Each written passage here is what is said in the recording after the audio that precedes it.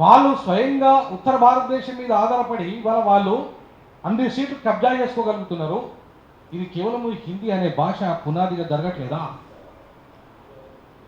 హిందీ అనే భాష ఇవాళ ఉత్తరాదిలో జాతీయ భాష నినాదం పేరుతోని ఉత్తరాదిలో 25 భాషల్ని ఇలా తొక్కేసింది హిందీ భాష.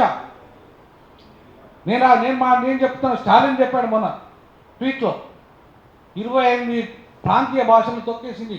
రేపు మొత్తం దక్షిణాదిలో ఉన్న ఈ కాస్త భాషలను తొక్కేసే పరిస్థితి వచ్చేస్తుంది. మన తెలుగు అస్తిత్వమే లేకుండా పోతుంది. కొద్ది మనం హైదరాబాద్లో ఎక్కువ హిందీలో మాట్లాడుతూ ఉంటారు ఇక.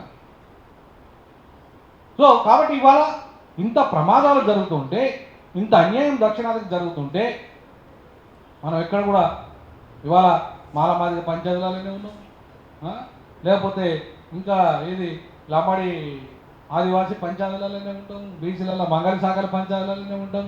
అరే ఈ దేశంలో ఎంత డబ్బులు, లక్షల కోట్ల రూపాయలు ఒక్కొక్కడు దోచేస్తున్నాడు, మింగేస్తున్నాడు. ఇవాళ మొత్తం అధికారం వాళ్ళ గుప్పిట్లో పెట్టుకుంటున్నారు.